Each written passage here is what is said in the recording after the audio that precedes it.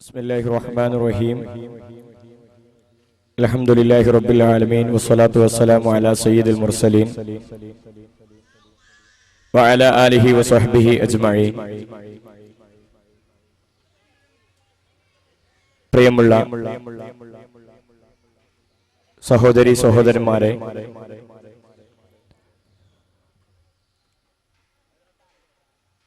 വളരെ പരിമിതമായ സമയമാണ്. ആമുഖങ്ങളില്ലാതെ വിഷയത്തിലേക്ക് കടക്കാനാണ് ഉദ്ദേശിക്കുന്നത്. അല്ലാഹു തആല നാം ഈ ഒരുമിച്ച് കൂടിയത് അവൻ പൊരുത്തപ്പെട്ട അമലായി സ്വീകരിക്കുമാറാവട്ടെ. കുട്ടികളുടെ ആരോഗ്യം, ഈ വിഷയ സംബന്ധമായിട്ടുള്ള ക്ലാസ് ആണ് ഉദ്ദേശിക്കുന്നത്. ഇന്ന് ഡോക്ടർമാരും ഹോസ്പിറ്റലും വർദ്ധിച്ചിട്ടുണ്ടെങ്കിലും രോഗികളുടെ എണ്ണം അതിവേഗതയിൽ വർദ്ധിച്ചുകൊണ്ടിരിക്കുകയാണ്. ഭക്ഷണാവശ്യത്തിന് വേണ്ടി ഉപയോഗിക്കുന്ന കാശിനേക്കാൾ കൂടുതൽ പണം ഉപയോഗിക്കുന്നത് മരുന്ന് വാങ്ങാൻ വേണ്ടിയാണ്. പഴയ കാലത്ത് ഇല്ലാത്ത ഒരുപാട് രോഗങ്ങൾ ഇന്ന് ജനിച്ചു വീഴുന്ന കുട്ടികൾ മുതൽ പ്രായമായവർക്ക് വരെ ഉണ്ടായിക്കൊണ്ടിരിക്കുന്നു എന്നത് തീർച്ചയായും ആശങ്കപ്പെടുത്തുന്ന കാര്യമായതുകൊണ്ട് ഭാവിയിൽ നമ്മുടെ മക്കൾ ആരോഗ്യവാന്മാരാവാനും രോഗമില്ലാത്ത അവസ്ഥയിലൂടെ നമുക്ക് ജീവിക്കുവാനും ബോധവൽക്കരണം ആവശ്യമുണ്ട് എന്ന അടിസ്ഥാനത്തിലാണ് ഇത്തരം ക്ലാസുകൾ ഇവിടെ സംഘടിപ്പിച്ചിരിക്കുന്നത്. അതുകൊണ്ട് അറിയുക എന്നതിനേക്കാൾ അപ്പുറം പ്രവർത്തിക്കുക എന്നതാണ് ജീവിതത്തിൽ നാം ഉപയോഗപ്പെടുത്തേണ്ടത്. അല്ലാഹു തആല തൗഫീഖ് നൽകുമാറാവട്ടെ. ഒരു മനുഷ്യ ജീവിതത്തിന് രണ്ട് തലങ്ങളാണ് മനഃശാസ്ത്രം പറയുന്നത്. ഒന്ന് ശാരീരിക മേഖലയും രണ്ടാമത്തത് മാനസിക മേഖലയും.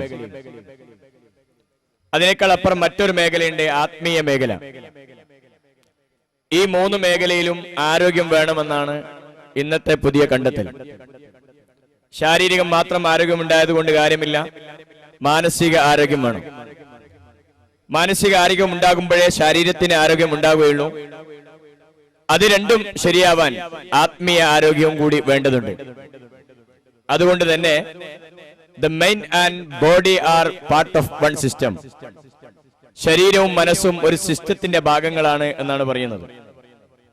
സാധാരണയിൽ ശരീരത്തിന് മാത്രം ആരോഗ്യം ഉണ്ടായിട്ട് മനസ്സിന് ആരോഗ്യം ഉണ്ടാവില്ല. മനസ്സിന് ആരോഗ്യം ഉണ്ടായതുകൊണ്ട് ശരീരത്തിനും ആരോഗ്യം ഉണ്ടാവില്ല. കാരണം ഒരു സിസ്റ്റത്തിന്റെ രണ്ട് പാർട്ടുകളാണ് ശരീരവും മനസ്സും. എന്ന് പറഞ്ഞാൽ ശരീരത്തിന് ഒരു രോഗം വന്നാൽ അത് മനസ്സിന് ബാധിക്കും, മനസ്സിനൊരു രോഗം വന്നാൽ അത് ശരീരത്തിനും ബാധിക്കും. ചില സ്ത്രീകളും പുരുഷന്മാരും തലവേദനയുടെയും ഊരവേദനയുടെയും വയറുവേദനയുടെയും കാരണത്താൽ ഡോക്ടർമാരെ കാണിക്കാറുണ്ട്. ഒരുപാട് കാലം മരുന്ന് കഴിക്കുന്നു, പക്ഷേ അസുഖം മാറുന്നില്ല. യഥാർത്ഥത്തിൽ എവിടെയാണ് പ്രശ്നം? അത് ചിലപ്പോൾ ശാരീരിക രോഗമായിരിക്കില്ല, അത് മാനസികമായ ഏതെങ്കിലും ഒരു പ്രശ്നമായിരിക്കും. ചില ആളുകൾക്ക് മനസ്സിന് ഭയങ്കര ടെൻഷനാണ്, അല്ലെങ്കിൽ ഡിപ്രഷൻ, വിഷാദമാണ്. പല രോഗങ്ങളും വരുന്നു. ഇതിന് പ്രധാനമായ കാരണങ്ങളൊന്നും കണ്ടെത്താതിരിക്കുമ്പോൾ ചിലപ്പോൾ ശാരീരികമായ ഏതെങ്കിലും രോഗങ്ങളായിരിക്കും. അതിന് ലളിതമായ ഉദാഹരണം നിങ്ങളുടെ മുമ്പിൽ ഞാൻ വെക്കുന്നത്, ഒരു സ്റ്റീൽ പാത്രം എടുത്ത് ആ സ്റ്റീൽ പാത്രത്തിൽ നമ്മൾ ഒരു ഐസിന്റെ കട്ട് വെച്ചാൽ ആ ഐസിന്റെ നീരാവി, അതിന്റെ പ്രതിഫലനം ഈ സ്റ്റീൽ പാത്രത്തിന്റെ പുറത്ത് നമ്മൾ കാണാറുണ്ട്. ഐസ് എന്നത് മനസ്സാണെങ്കിൽ, സ്റ്റീൽ പാത്രം ശരീരമാണെങ്കിൽ, ആ ഐസിന്റെ പ്രതിഫലനം, അതിന്റെ തണുപ്പ്, അതിന്റെ നീരാവി ശരീരമാകുന്ന സ്റ്റീൽ പാത്രത്തിലേക്ക് പ്രതിഫലിക്കുന്നു എന്നതാണ്. ഇതാണ് മനസ്സിന്റെ കേസ് ശരീരത്തിന് ബാധിക്കുന്നു എന്നത്. എന്നാൽ ശരീരത്തിന്റെ കേസ് മനസ്സിനെങ്ങനെ ബാധിക്കുന്നു? അത് നമ്മൾ ഒരു അടുപ്പത്തൊരു പാത്രം വെച്ചു, നമ്മൾ അതിൽ വെള്ളം ഒഴിച്ചു, ചുവട്ടിൽ നമ്മൾ തീ കത്തിക്കുന്നു. തീയുടെ കാഠിന്യത്താൽ ശരീരമാകുന്ന പാത്രം അല്ലെങ്കിൽ ആ പാത്രം സ്വമേധയാ ചൂടാവുകയും ആ ചൂടാകുമ്പോൾ അതിന്റെ ഉള്ളിലുള്ള വെള്ളം തിളക്കുകയും ചെയ്യുന്നു. അത് സ്വാഭാവികമായിട്ടും മനസ്സാകുന്ന ആ വെള്ളത്തിന്റെ ചൂടേൽക്കുകയാണ്. ചുരുക്കി പറഞ്ഞാൽ രണ്ട് മേഖലയിലും ആരോഗ്യത്തോടുകൂടി ജീവിക്കണം. ഇന്ന് കാണുന്ന സർവ്വ രോഗങ്ങളുടെയും പ്രധാന കാരണമായി പഠനം കണ്ടെത്തിയിരിക്കുന്നത് 80% രോഗങ്ങളും ശാരീരിക രോഗങ്ങളും മാനസിക പ്രശ്നങ്ങളെ കൊണ്ടാണ് എന്ന് പറയുമ്പോൾ എങ്ങനെയാണ് ശാരീരിക രോഗങ്ങൾക്ക് മാനസിക പ്രശ്നമാകുന്നത് എന്ന് കണ്ടെത്താൻ ഒന്ന് രണ്ട് ലളിതമായ മനഃശാസ്ത്ര മേഖലയിൽ ഉദാഹരണം പറയാം. ഈ അടുത്ത് ഇബ്നു സീന എന്ന് പറയുന്ന ഒരു ഭിഷഗ്വരൻ, അദ്ദേഹത്തിന്റെ കാലഘട്ടത്തിൽ ഒരു രാജാവുണ്ടായിരുന്നു. ആ രാജാവിന്റെ മകന് ഒരു രോഗം പിടിപെട്ടു, പശുരോഗം പിടിപെട്ടു. അങ്ങനെ അദ്ദേഹം പറയും, തന്റെ ആളുകളോടൊക്കെ പറയും, എനിക്ക് ഞാൻ പശുവായിട്ടുണ്ട്, അതുകൊണ്ട് എന്ത് ചെയ്യണം, എന്നെ അറുത്തിട്ട് സദ്യ വിളമ്പിയിട്ട് മറ്റുള്ളവർക്ക് വേവിച്ചു നൽകണം. എന്നിട്ട് ഇദ്ദേഹം നടക്കുന്നത് 4 കാലിന്റെ മുകളിലാണ്. 4 കാലിന്റെ മുകളിലാണ് ഇദ്ദേഹം നടക്കുക. പല ഡോക്ടർമാരെയും കാണിച്ചു, രോഗം മാറുന്നില്ല. അവസാനമാണ് ഇബ്നു സീന എന്ന് പറയുന്ന ഭിഷഗ്വരന്റെ അടുത്തേക്ക് ഈ വിഷയം എത്തുന്നത്. അദ്ദേഹം തന്റെ കൊട്ടാരത്തിലേക്ക് ചെന്നിട്ട് ആ തടിയെ, ആ രാജകുമാരനെ ഒന്ന് നോക്കി, എന്നിട്ട് പറഞ്ഞു, ഞാൻ അടുത്ത ആഴ്ച വരാം. പിറ്റീട് ഒരു ദിവസം രാജകുമാരന്റെ അടുത്തേക്ക് ഇബ്നു സീന പോകുന്നത് ഒരു കശാപ്പുകാരനുമായിട്ടാണ് പോകുന്നത്. അങ്ങനെ ചെന്നു, കശാപ്പുകാരന്റെ അടുത്ത് ചെന്നപ്പോൾ കശാപ്പുകാരനെയും കൂട്ടിയിട്ട് രാജകുമാരന്റെ അടുത്തെത്തി. എന്നിട്ട് എല്ലും തോലുമുള്ള അല്ലെങ്കിൽ അത് ശുഷ്കിച്ചിരിക്കുന്ന ശരീരം കണ്ട്, രാജകുമാരന്റെ ശരീരം കണ്ടപ്പോൾ ഇബ്നു സീന പറഞ്ഞു, ഇതിനെ അറുത്ത് സദ്യ വിളമ്പിയാൽ എവിടേക്കൊത്തൂല, അതുകൊണ്ട് എന്ത് ചെയ്യാം, ഒരു അടുത്ത ആഴ്ച കൂടി വരാം, അത് വരെ നല്ല രീതിയിൽ ഭക്ഷണം കഴിക്കട്ടെ, നല്ലതുപോലെ ഭക്ഷണം കഴിക്കട്ടെ, വളരെ ആരോഗ്യത്തോടു കൂടി ഉണ്ടാവട്ടെ, എന്നിട്ട് നമുക്ക് അറുത്തിട്ട് സദ്യ വിളമ്പാം എന്ന് ഇബ്നു സീന രാജകുമാരനോടും രാജകൊട്ടാരത്തോടും പറഞ്ഞു. കശാപ്പുകാരനുമേ തിരിച്ചുപോയി. രാജകുമാരന് വളരെ സന്തോഷമായി. കാരണം അടുത്ത ആഴ്ച ആകുമ്പോഴേക്കും എന്നെ സദ്യ വിളമ്പിയിട്ട് അറുത്ത് സദ്യ വിളമ്പല്ലോ, അതുകൊണ്ട് വളരെ സന്തോഷത്തോടു കൂടി അതിനെന്ത് വേണം, നല്ല ഫുഡ് കഴിക്കാനാ പറഞ്ഞത്. അങ്ങനെ ഭക്ഷണങ്ങൾ കഴിക്കാൻ തുടങ്ങിയപ്പോൾ ഒരാഴ്ച ആയപ്പോൾ അദ്ദേഹത്തിന്റെ അസുഖം മാറി എന്നാണ്. ഇബ്നു സീന കണ്ടെത്തി ഇദ്ദേഹത്തിന് ഒരു പശുരോഗം ഉണ്ടാവാൻ കാരണം എന്താണ്? ശരീരം ശുഷ്കിച്ചപ്പോൾ അതിന്റെ കേസ്, ശരീരത്തിന്റെ പ്രശ്നം അത് മനസ്സിനെ ബാധിച്ചു. പശുരോഗം എന്ന് പറയുന്ന ഒരു മാനസികമായ ഒരവസ്ഥയിലേക്ക് മാറി. അതുകൊണ്ട് ശരീരം ആരോഗ്യത്തോടു കൂടി ഉണ്ടായിരിക്കുക. ഇനി മനസ്സിന്റെ കേസ് എങ്ങനെ ശരീരത്തിന് ബാധിക്കുന്നു? അതിനും മനഃശാസ്ത്രം ഗവേഷണം നടത്തിയത് മറ്റൊന്നാണ്. വിഷയം ഏതാണെന്ന് ചോദിച്ചാൽ, ഒരു പെൺകുട്ടി, ആ പെൺകുട്ടി ആദ്യം താമസിച്ചിരുന്നത് ഒരു അപ്പാർട്ട്മെന്റിലായിരുന്നു, ഒരു ബിൽഡിംഗിലായിരുന്നു. ഇപ്പോൾ താമസിക്കുന്നത് ഒരു ക്രിസ്ത്യൻ പള്ളിയുടെ തൊട്ടടുത്ത ഒരു ബിൽഡിംഗിലാണ് താമസിക്കുന്നത്. ഒരു സുപ്രഭാതത്തിൽ ക്രിസ്ത്യൻ പള്ളിയിൽ നിന്നും ഒരു മണി മുഴങ്ങി, ശബ്ദം മുഴങ്ങി. അവിടുത്തെ ബെല്ലടിച്ചപ്പോൾ ഈ പെൺകുട്ടിക്ക് ആകെ വെപ്രാളം, പേടിച്ച് വിറക്കാൻ തുടങ്ങി, എന്തൊക്കെ വിളിച്ചു പറയാൻ തുടങ്ങി. അങ്ങനെ ഡോക്ടർമാരൊക്കെ കാണിച്ചപ്പോ രോഗം എന്താണെന്ന് കണ്ടെത്താൻ കഴിയില്ല. അങ്ങനെയാണ് ഒരു സൈക്കോളജിസ്റ്റ് ആ പെൺകുട്ടിയെ ഹിപ്നോസിസത്തിന് വിധേയമാക്കുന്നു, മനസ്സിനെ വായിച്ചെടുക്കാൻ വേണ്ടി തീരുമാനിക്കുന്നു. അങ്ങനെ അദ്ദേഹത്തിന്റെ മനസ്സ്, ആ പെൺകുട്ടിയുടെ മനസ്സ് വായിച്ചെടുക്കാൻ തീരുമാനിച്ചപ്പോൾ അവളെ സബ് കോൺഷ്യസ് മൈൻഡ് എന്ന് പറയുന്ന ഉപബോധ മനസ്സിലേക്ക് ആഴ്ന്നിറങ്ങി ആ പെൺകുട്ടിയെ മയക്കത്തിലേക്ക് കൊണ്ടുപോയി അവളെ കൊണ്ട് സംസാരിപ്പിച്ചപ്പോൾ ആ പെൺകുട്ടി പറഞ്ഞ കഥ ഇതാണ്: ഞങ്ങൾ ആദ്യം താമസിച്ചിരുന്ന ബിൽഡിങ്ങിന്റെ തൊട്ടടുത്തുള്ള ബിൽഡിങ്ങിൽ ഒരു തീപിടുത്തം ഉണ്ടായി. ആ തീപിടുത്തമുണ്ടായപ്പോൾ, ആ മുകളിലുള്ള നിലയിൽ തീപിടുത്തമുണ്ടായപ്പോൾ അതിന്റെ മുകളിൽ നിന്നും ഒരു ആൾ ചാടുന്ന രംഗം ഞാൻ കണ്ടിട്ടുണ്ടായിരുന്നു. ആ സമയത്ത് ഈ തീ അണക്കാൻ വേണ്ടി ഫയർഫോഴ്സ് മണിമുഴക്കി വരുന്ന രംഗവും ഞാൻ കണ്ടിട്ടുണ്ടായിരുന്നു. ഇത് കേട്ടപ്പോഴേക്കും സൈക്കോളജിസ്റ്റ് സംഭവം മനസ്സിലായി. എന്ന് പറഞ്ഞാൽ ഇപ്പോൾ താമസിക്കുന്ന ചർച്ചിലുള്ള മണി മുഴങ്ങുമ്പോൾ ഇവരുടെ മനസ്സിന്റെ തലങ്ങളിലേക്ക് ഓടി വരുന്നത് പഴയകാലത്തെ അന്ന് തീ പിടിച്ചപ്പോൾ ബിൽഡിങ്ങിന്റെ മുകളിൽ ചാടുന്ന രംഗവും അതോടൊപ്പം തന്നെ ഫയർഫോഴ്സ് മണിമുഴക്കി വന്ന ആ ശബ്ദം, ആ സംഭവം ഇവരുടെ മനസ്സിലേക്ക് വന്നപ്പോൾ, പുറത്തു നിന്നും പുതിയൊരു സംഭവം വന്നപ്പോൾ അതിന്റെ അടിസ്ഥാനത്തിൽ ശരീരത്തിന് രോഗമായതാണ്. അതുകൊണ്ട് തന്നെ ആരോഗ്യമുള്ള ശരീരത്തിന് ആരോഗ്യമുള്ള മനസ്സുണ്ടാവണം. ആരോഗ്യമുള്ള മനസ്സുണ്ടാവണമെങ്കിൽ ആരോഗ്യമുള്ള ശരീരം ഉണ്ടാവണം. ഇത് രണ്ടും കൂട്ടിയോജിപ്പിച്ച് പോയാൽ മാത്രമേ തീർച്ചയായും നമുക്ക് രോഗമില്ലാതെ ജീവിക്കാൻ കഴിയൂ. അല്ലാഹു തആല ശാരീരികമായും മാനസികമായും ആരോഗ്യമുള്ള വ്യക്തികളിൽ അല്ലാഹു ഉൾപ്പെടുത്തുമാറാവട്ടെ എന്ന് പ്രാർത്ഥിക്കുകയാണ്. ഇതിനെന്താ തെളിവ്? റസൂലുള്ളാഹി സ്വല്ലല്ലാഹു അലൈഹി വസല്ലം തങ്ങൾ പറഞ്ഞു, ആരോഗ്യമില്ലാത്ത വിശ്വാസിയേക്കാൾ അല്ലാഹുവിന് ഇഷ്ടം ആരോഗ്യമുള്ള വിശ്വാസിയെയാണ്.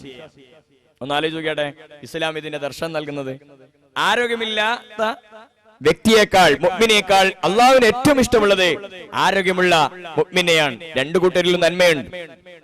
അതുകൊണ്ട് ഞാൻ ചെറിയൊരു ടെസ്റ്റ് നിങ്ങളുടെ മുമ്പിൽ വെക്കുകയാണ്. ഒരു പിക്ചർ ഇവിടെ കാണിക്കാൻ പോകുന്നു.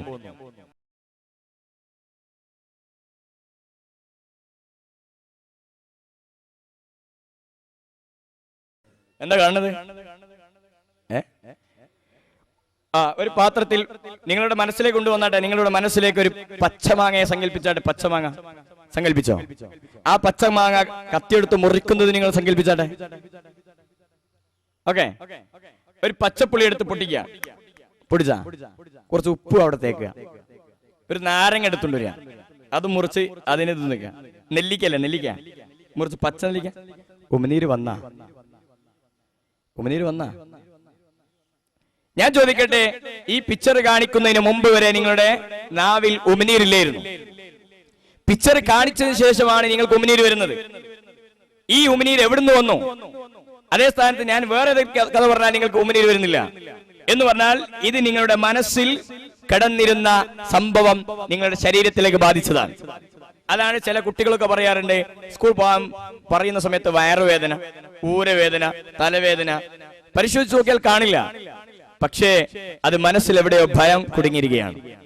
അതുകൊണ്ട് ശരീരവും മനസ്സും ടച്ച് ചെയ്തുകൊണ്ട് രണ്ടു മേഖലയിലും ആരോഗ്യമുണ്ടാക്കുന്ന രീതിയിലുള്ള ഒരു സമൂഹം, ആ സമൂഹത്തിന് തുടക്കം കുറിക്കുന്നത് എവിടെ നിന്നാണെന്ന് ചോദിച്ചാൽ നമ്മളെല്ലാവരും ആരോഗ്യവാന്മാരായിരിക്കണം എന്ന് താല്പര്യമുള്ള ആൾക്കാരാണ്. ഞാൻ ചോദിക്കട്ടെ, രാവിലെ നടക്കുന്നത് ആരോഗ്യത്തിന് നല്ലതാണ് എന്നറിയുന്ന ആൾക്കാരൊന്ന് കൈവയ്ക്കട്ടെ. ആരും അതും അറിയില്ല. രാവിലെ എഴുന്നേറ്റ് നടക്കുന്ന ആൾക്കാരൊന്ന് കൈവയ്ക്കട്ടെ. രാവിലെ എഴുന്നേറ്റ് അതിന് നടക്കുക എന്നുള്ളത് വേറെ, വ്യായാമം വേറെയാണ്. ജോലി ചെയ്യുന്ന ആൾക്കാരും വ്യായാമം ചെയ്യണമെന്നാ ഇൻഷാ അല്ലാഹ് ഞാൻ പറഞ്ഞുതരാം. ഒരു പുതുതലമുറയിൽ ഒരു കുട്ടിയുടെ ആരോഗ്യം തുടങ്ങുന്നത്, അവന്റെ ബുദ്ധിപരമായ ആരോഗ്യം തുടങ്ങുന്നത്, ശാരീരികപരമായ ആരോഗ്യം തുടങ്ങുന്നത്, മാനസികപരമായ ആരോഗ്യം തുടങ്ങുന്നത് എവിടെ മുതലാന്ന് ചോദിച്ചാൽ എവിടെ മുതലായിരിക്കും ഒരു കുട്ടിയുടെ ആരോഗ്യം തുടങ്ങുന്നത്? സന്തോഷപ്രമി വാങ്ങി കൊടുക്കുന്നത് മുതലാ? എവിടുന്ന് മുതലാണ്? എവിടെ മുതലാണ്? എവിടെ മുതലാണ് നമ്മുടെ ഒരു കുട്ടിയുടെ ആരോഗ്യത്തിന്റെ തുടക്കം? എവിടെയാണ്? മാതാവിന്റെ വയറ്റ് മുതൽ എന്ന് പറയുന്നു. അതുകൊണ്ട് തന്നെയാണ് ഇന്ന് രോഗങ്ങൾ അധികമായതോ. ആ ധാരണ തിരുത്താനായിട്ടുണ്ട്. ഒരു കുട്ടിയുടെ ആരോഗ്യത്തിന് തുടക്കം നടക്കുന്നത്, ഇന്നത്തെ ഘടന പ്രകാരം ഒരു കുട്ടിയുടെ ആരോഗ്യം തുടങ്ങുന്നത്, അവന്റെ മാനസികമായോ ശാരീരികമായോ ആരോഗ്യം തുടങ്ങുന്നത് അത് വിവാഹത്തിന്റെ മുമ്പ് മുതലാണ്, ഗർഭധാരണയുടെയും മുമ്പ് മുതലാണ്. എന്ന് പറഞ്ഞാൽ വിവാഹം കഴിക്കാൻ ഉദ്ദേശിക്കുന്ന വ്യക്തിക്ക്, അതുപോലെ സ്ത്രീക്ക് ശാരീരികമായ നല്ല ആരോഗ്യവും ശാരീരികമായ മാനസികമായ ആരോഗ്യവും ഉണ്ടെങ്കിൽ ജനിക്കുന്ന കുട്ടി അതായിരിക്കും. ഇന്ന് പഠനം കണ്ടെത്തിയത് എന്താണ്? പാരമ്പര്യപരമായോ ജനിതപരമായോ എന്തെങ്കിലും അസുഖങ്ങൾ ഉണ്ടെങ്കിൽ അത് വളരുന്ന തലമുറക്ക് ബാധിക്കുമെന്ന് പറയുമ്പോൾ, ഒരു പൊണ്ണത്തടിയുള്ള ഒരു സ്ത്രീ ആണെങ്കിൽ അവൾക്ക് ജനിക്കുന്ന കുട്ടിയും ആരാവാൻ സാധ്യതയുണ്ട്? പൊണ്ണത്തടി. അത് ഞാൻ പറയേണ്ട. ഈ അടുത്ത ഒരു ആരോഗ്യ മാസികയിൽ ഈ വിഷയ സംബന്ധമായി ഒരു ചർച്ച വന്നു. നാളേക്ക് വേണ്ടി നല്ലത് ഭക്ഷിക്കാം. നിങ്ങളുടെ ഭക്ഷണശീലങ്ങൾ ആരോഗ്യകരമല്ലെങ്കിൽ മക്കളും പേരമക്കളും ദുരിതം അനുഭവിക്കേണ്ടി വരും. നിങ്ങളുടെ ഭക്ഷണശീലങ്ങൾ നിങ്ങളുടേത് മാത്രമല്ല, അതിൽ നിങ്ങളുടെ അപ്പനപ്പൂപ്പന്മാരുടെയും ഭക്ഷണശീലങ്ങളുടെ അംശമുണ്ടെന്ന് പറയുന്നു. എന്ന് പറഞ്ഞാൽ നമ്മളുടെ ഇപ്പോഴത്തെ ശാരീരിക ആരോഗ്യത്തിന്റെയോ മറ്റോ കാരണങ്ങൾ, മാനസികാരോഗ്യത്തിന്റെ കാരണങ്ങൾ, അല്ലെങ്കിൽ രോഗത്തിന്റെ പ്രശ്നങ്ങൾക്ക് ചിലപ്പോൾ നേരെ മുകളിലുള്ള ആളുകളുടെ ബാധിക്കും. ഇനി അങ്ങോട്ട് ചീത്ത അറിയാൻ പറ്റൂലല്ലോ. അതിനെന്ത് വേണം? വരും തലമുറ നമ്മളെ കുറിച്ച് ശപിക്കാതിരിക്കാൻ നമ്മൾ ഇപ്പോൾ നല്ല ആരോഗ്യത്തോട് ജീവിക്കണം. അതിന് ഏറ്റവും പ്രധാനപ്പെട്ട മേഖല വിവാഹത്തിന്റെ മുമ്പ് തന്നെ ഒരു കുട്ടിയുടെ ആരോഗ്യം തുടങ്ങുന്നു എന്ന് പറയുമ്പോൾ രണ്ടാമത്തെ സ്റ്റേജ് കിടക്കുന്നത് അവരുടെ മാനസികമായ ആരോഗ്യത്തിനും ശാരീരിക ആരോഗ്യത്തിനും പ്രഗ്നന്റ് സ്റ്റേജ് ആണ്. ഗർഭിണിയായിരിക്കുമ്പോൾ എന്ത് ഭക്ഷണമാണോ കഴിക്കുന്നത് അത് കുട്ടിക്ക് ബാധിക്കും. ഈത്തപ്പഴം കഴിക്കുന്നുവെങ്കിൽ ജനിക്കുന്ന കുട്ടിക്ക് അത് നല്ല രീതിയിലായിരിക്കും. പാല് കഴിക്കുന്ന സ്ത്രീയാണെങ്കിൽ നല്ല രീതിയിലായിരിക്കും. അധ്വാനിക്കുന്ന സ്ത്രീയാണെങ്കിൽ ജനിക്കുന്ന കുട്ടിയും ആരോഗ്യവാനായിരിക്കും. ഇനി അധ്വാനിക്കാതിരിക്കുന്ന സ്ത്രീയാണെങ്കിലോ കുട്ടി അമിതവണ്ണമുള്ളവനോ മടിയനോ അലസനോ ആ സ്വഭാവക്കാരൊക്കെ ആയിത്തീരും.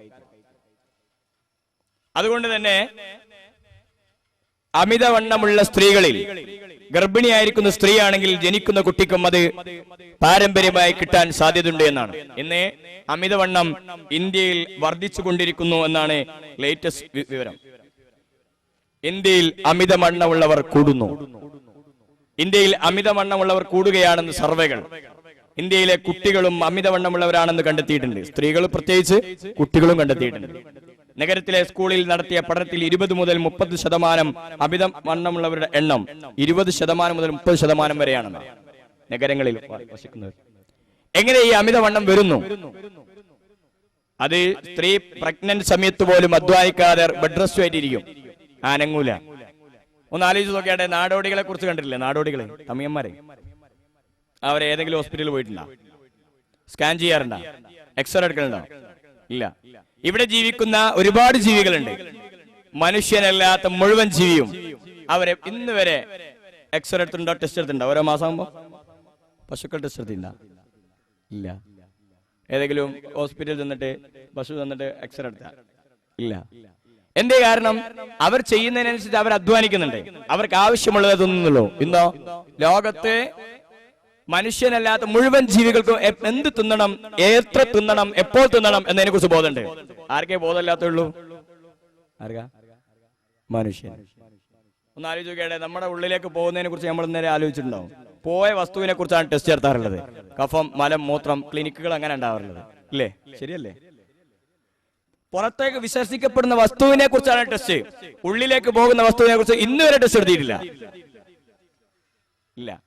രണ്ടാമത്തേത്, മറ്റു ജീവികൾ, ആ ജീവികൾക്ക് ഏത് തിന്നണം. ഒരു ആന ഒരു 5 ദിവസം പട്ടിണി കിടന്നാൽ അവിടെ മാംസം കണ്ടാൽ പോലും തിന്നൂല. ഒരു സിംഹം 5 ദിവസം പട്ടിണി കിടന്നാൽ അവിടെ കിടക്കുന്ന പുല്ല് തിന്നൂല. കാരണം അത് തിന്നാൻ പറ്റൂല എന്ന് ആർക്കറിയാം? സിംഹത്തിനറിയാം. നമുക്കത് അറിഞ്ഞൂടാ. നമുക്കിനി ഫാസ്റ്റ് ഫുഡോ ബ്രേക്ക്ഫാസ്റ്റോ ഏതൊക്കെ ഉണ്ടെങ്കിൽ അതൊക്കെ ജാമാക്കുക. ഇത് സ്ത്രീകളെ പ്രത്യേകം ശ്രദ്ധിക്കണം. ഈ നാടോടികൾ അല്ലാത്ത ആളുകളൊക്കെ ഒരുപാട് അധ്വാനിക്കുന്നുണ്ട്, വെറുതെ ഇരിക്കല്ല. അതുകൊണ്ട് തന്നെ ജനിക്കുന്ന കുട്ടികൾക്ക് ഒരു പ്രശ്നം ഉണ്ടാവാറില്ല. അതേ സ്ഥാനത്ത് പുതുതലമുറയിൽ വളർന്നു വരുന്ന സ്ത്രീ വിഭാഗം, ചെറിയ ഒരു അടുക്കള, അടുക്കളന്റെ ഉള്ളിൽ ഇങ്ങനെ വട്ടം നിറയുക, അതിനെല്ലാ സംവിധാനങ്ങളും ഉണ്ട്. സ്വിച്ച് ഇട്ടാൽ എല്ലാം മുമ്പിലും. പണ്ട് അലക്കുന്ന പരിപാടി ഉണ്ടായിരുന്നു അല്ലേ? ഉള്ള ദേശം കൈമ തീർക്കായിരുന്നു. അതിപ്പോ നടക്കുന്നില്ല. ഇപ്പോൾ ദേശമൊക്കെ മക്കളെ മേൽക്കാ. രണ്ടാമതോ അരക്കാനുള്ള സൗകര്യം ഉണ്ടായിരുന്നു, ഇടുക്കിയായിരുന്നു. പിന്നെ വെള്ളം കോരുന്ന സ്വഭാവം ഉണ്ടായിരുന്നു, അടിച്ചു വാരിയായിരുന്നു. ഇത് കൊണ്ട് ഹോസ്പിറ്റൽ വന്നിട്ടില്ല. അന്നത്തെ ആൾക്കാർക്ക് ഹോസ്പിറ്റൽ ആവശ്യമില്ലായിരുന്നു. കാരണം നമ്മുടെ ഉള്ളിലേക്ക് ഭക്ഷിക്കുന്ന സാധനങ്ങളൊക്കെ വ്യായാമത്തിലൂടെയോ മറ്റോ വിയർപ്പായിട്ട് പോവേണ്ടതാണ്. ഇതവിടെ അടങ്ങിയിരുന്നു. പണ്ടൊരു സ്ത്രീ പ്രാർത്ഥിച്ചിരുന്നു, പടച്ചോനെ എല്ലാം ഒരു സ്വിച്ച് കൊണ്ട് എന്റെ മുമ്പിൽ എത്തിക്കണേ, അങ്ങനത്തെ ഒരു സ്വിച്ച് വേണ്ടിയിരുന്നു എന്ന്. അപ്പൊ തൊട്ടടുത്തിരിക്കുന്ന പെണ്ണ് ചോദിച്ചു, ആ സ്വിച്ച് ആരാണ് ഇടുക എന്ന്. കാരണം ആ ഇടാൻ പോലും മടിയാണ്, അലസതയാണ്. അതുകൊണ്ട് എന്റെ സ്ത്രീകളെ, എന്റെ ശബ്ദം കേൾക്കുന്ന സഹോദരിമാരെ, പ്രഗ്നന്റ് സമയമാവട്ടെ അല്ലാത്ത സമയമാവട്ടെ അധ്വാനിക്കുക. എങ്കിൽ വളർന്നു വരുന്ന കുട്ടി അമിതവണ്ണമില്ലാത്ത കുട്ടിയായിത്തീരും, ആരോഗ്യമുള്ള കുട്ടിയായിത്തീരും. ജനിച്ചു വരുന്ന കുട്ടി ശാരീരികമായും മാനസികപരമായി ആരോഗ്യവാനായും. അത് പ്രഗ്നന്റ് സമയത്ത് തന്നെ പ്രധാനമായ ഒരു കാര്യം ശ്രദ്ധിക്കേണ്ടത്, ഭയമോ ദേഷ്യമോ ദുഃഖമോ ഡിപ്രഷനോ ഒന്നും തന്നെ ഉണ്ടാവാൻ പാടില്ല. അത് ഉള്ളിലുള്ള കുട്ടിക്ക് ബാധിക്കും എന്നാണ്. പ്രഗ്നന്റ് ആയ ഒരു സ്ത്രീയെ പരീക്ഷണ വിധേയമാക്കി എപ്പോഴും എരിവുള്ള വസ്തു തിന്നാറില്ല, പുളി. ജനിച്ച ഉടനെ ആ കുട്ടിക്കും ആ വസ്തുവിനോട് ഇഷ്ടമായി എന്നാണ്. ഐസ്ക്രീം തിന്നുകൊണ്ടിരിക്കുന്ന സ്ത്രീ ആണെങ്കിലോ എന്താ ഉണ്ടാകുക? അതായിരിക്കും കുട്ടിക്ക് ഇഷ്ടം. സീരിയൽ കണ്ടുകൊണ്ട് ഇരിക്കുന്ന സ്ത്രീയാണെങ്കിലോ, അങ്ങനെ കരഞ്ഞുകൊണ്ടിരിക്കുന്ന സ്ത്രീയാണെങ്കിലോ, ജനിച്ചു കഴിഞ്ഞാലും ആ കുട്ടിയും സീരിയൽ കണ്ട് കരയാൻ തുടങ്ങും അല്ലേ? ഇതാണ് നടക്കുന്നത്. കാരണം പുറമേയുള്ള മുഴുവൻ കാര്യങ്ങളും ഉള്ളിലേക്ക് ബാധിക്കുന്നുവെന്ന് ഇന്ന് മനഃശാസ്ത്രം കണ്ടെത്തിയിട്ടുണ്ട്. ഗർഭസ്ഥ ശിശുവിനും വേദന അനുഭവപ്പെടുമെന്ന് ഇന്ന് ഗവേഷണത്തിലൂടെ കണ്ടെത്തിയിട്ടുണ്ട്. എന്ന് പറഞ്ഞാൽ ഈ അടുത്ത് പത്രത്തിൽ വന്ന റിപ്പോർട്ടാണ്, ഗർഭസ്ഥ ശിശുവിനും വേദന അനുഭവപ്പെടും. ഗർഭത്തിലിരിക്കുമ്പോൾ തന്നെ കുഞ്ഞുങ്ങൾക്ക് വേദന അനുഭവപ്പെടും. 35 ആഴ്ചയാകുമ്പോൾ തന്നെ കുഞ്ഞിന് വേദനയും സ്പർശവും തമ്മിലുള്ള വ്യത്യാസം തിരിച്ചറിയാൻ കഴിയും. ലണ്ടൻ യൂണിവേഴ്സിറ്റി കോളേജിൽ നടന്ന ഗവേഷണമാണ് ഗർഭസ്ഥ ശിശുവിന്റെ തിരിച്ചറിവിനെ കുറിച്ച് പുതിയ വെളിച്ചം നൽകിയത്. എന്ന് പറഞ്ഞാൽ വീട്ടിൽ നടക്കുന്ന സംഘട്ടനങ്ങൾ, വീട്ടിൽ നടക്കുന്ന സംസാരങ്ങൾ, വീട്ടിൽ കിട്ടുന്ന റേഡിയേഷനുകൾ മുഴുവനും ഉള്ളിലുള്ള കുട്ടിക്ക് ബാധിക്കും. എങ്കിലും ഒരു സ്ത്രീ ഫോൺ ഉപയോഗിക്കുകയാണെങ്കിലും നിരന്തരമായിട്ട് ആ ഫോണിന്റെ റേഡിയേഷൻ ആരിലേക്ക് ബാധിക്കും? ഉള്ളിലുള്ള കുട്ടിക്ക് ബാധിക്കും. അതുകൊണ്ട് പല രോഗങ്ങളുണ്ടാവും. ജനിച്ചു കഴിയുന്ന ആ സ്റ്റേജ് പ്രധാനമാണ്. ആ സമയത്ത് കുട്ടി കരയണമെന്നാണ് അല്ലേ? ജനിച്ചു കഴിഞ്ഞാൽ കുട്ടി കരയണ്ടേ? കരഞ്ഞില്ലെങ്കിലോ പടച്ചോനെ എന്തോ സൂക്കേടാണ്. ഇനി 6 മാസം കഴിഞ്ഞ കരച്ചിലായാലോ, എന്നാലും എന്തോ സൂക്കേടാ. ജനിച്ച ഉടനെ കരയുക എന്നത് സ്വഭാവമാണ്.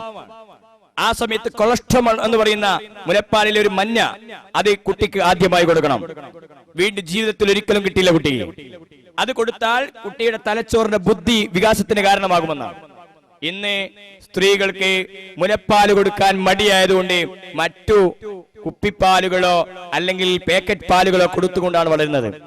അതുകൊണ്ട് എന്ത് സംഭവിക്കുന്നു എന്ന് ചോദിച്ചാൽ, ശാരീരികപരമായും മാനസികപരമായും ബുദ്ധിപരമായും കഴിവില്ലാത്ത മക്കളായി ഇന്നത്തെ സമൂഹം മാറിയിരിക്കുകയാണ്. ഞാൻ ചോദിക്കട്ടെ, പഴയ കാലത്ത് സ്പെഷ്യൽ സ്കൂളുകൾ ഉണ്ടായിരുന്നോ? മന്ദബുദ്ധികൾക്ക് സ്പെഷ്യൽ സ്കൂൾ ഉണ്ടായിരുന്നോ? ഇല്ല. പഠന വൈകല്യമുള്ളവർക്ക് സ്പെഷ്യൽ സ്കൂൾ ഉണ്ടായിരുന്നോ? അങ്ങനത്തെ പഠനം ഉണ്ടായിരുന്നോ? അതുമില്ല. എന്നാൽ ഇന്ന് autism, learning disability, attention deficit disorder, attention deficit hyper activity disorder, ഇങ്ങനെ തുടങ്ങിയിട്ടുള്ള മെന്റൽ റിട്ടയർമെന്റ് തുടങ്ങിയിട്ടുള്ള ഒരുപാട് കേസുകൾ ഇന്നത്തെ മക്കൾക്കുണ്ട്. ചിലപ്പോൾ ഇതിന്റെ ചില അംശങ്ങളും നമ്മുടെ വീടുകളുണ്ട്.